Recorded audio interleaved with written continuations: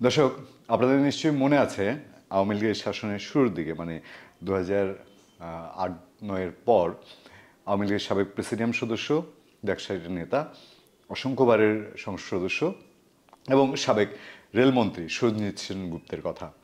সঞ্জিত সেনগুপ্তর তার পিএস এরপরে অন্য অভিযোগে তাকে কারাগারে নেওয়া হয়েছিল।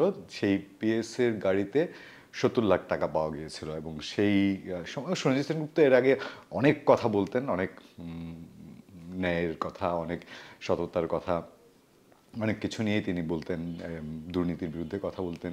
কিন্তু ওই 70 লাখ টাকার ঠিক সঠিক জবাব তার কাছ থেকে পাওয়া যায়নি। শেষ পর্যন্ত চাকরি গিয়েছিল তার পিএসএ। সঞ্জিত সেনগুপ্তের তেমন কিছু হয়নি।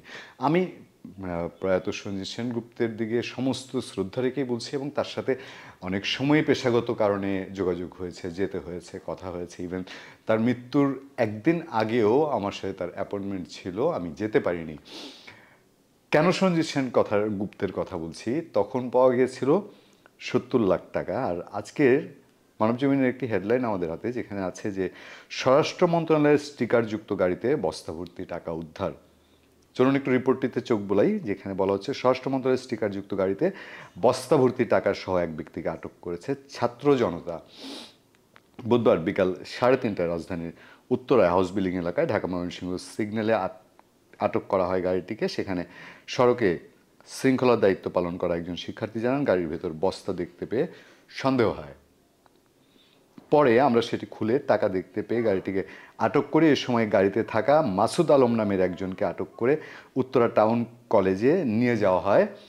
বিকাল 4:50 স্থানটিতে সেনাবাহিনী প্রবেশ করে ওই ব্যক্তিকে জিজ্ঞাসাবাদ শুরু করে। গাড়ি আটক করা হলেও এর চালক পালিয়ে গেছে। উত্তরা টাউন কলেজের প্রশাসনিক কর্মকর্তা সাকাত হোসেন তিনি গণমাধ্যমকে জানিয়েছেন, গাড়িতে স্বরাষ্ট্র মন্ত্রণালয়ের স্টিকার রয়েছে। ওই ব্যক্তি টাকাগুলো নিজের অফিস কর্মচারীদের বেতনের টাকা বলে দাবি করেছেন। বস্তায় 2.5 কোটি টাকা ছিল বলে জানিয়েছেন ওই ব্যক্তি। 2.5 কোটি টাকা বেতনের টাকা বস্তা ভরে বিকেল 4:30টায় নিয়ে যাচ্ছিলেন। এটা আমি জানি না কোনো সুস্থ মানুষের নলেজে ঠিক ওভাবে ধরবে কি ধরবে না। তবে আমরা এটুক বলতে পারি, 2.5 কোটি টাকার তো এখানে হিসাব পাওয়া গেল, কিন্তু আরও কোটি কোটি কোটি কোটি টাকা, শত কোটি টাকা, যেটা আসলে আলটিমেটলি বাংলাদেশের মানুষের অনেকেরই ধারণা, যেগুলো দেশে, অনেকের ধারণা বলবো না, অনেকের অভিযোগও, যেগুলো দেশের বাইরে চলে গেছে। সেই টাকা এই যে সড়কে আমরা আজকে রাস্তায় দেখেছি, বের হয়েছিলাম এবং তখন দেখলাম যে যে নিষ্পাপ বাচ্চা মুখগুলো, শিশু কিশোর, তারা যে ট্রাফিক কন্ট্রোল করছে, তারা ওই জিনিসটা ঠিক উদ্ধার করার তাদের তো আর সেই সক্ষমতা নেই। একদিন কোনো দিন হয়তো হবে, কিন্তু সে সময় পর্যন্ত এই যে শত হাজার কোটি টাকা বাংলাদেশ থেকে চলে গেছে, তার কোনো হিসাব কেউ দিতে পারবে কি না আল্লাহ মালুম। ধন্যবাদ সবাইকে, ভালো থাকবেন, সুস্থ থাকবেন। সত্য, করুণা এবং সহনশীলতার সাথে আপনাদের সাথে সবসময় আছি আমি, আতিক রহমান পূর্ণিয়া।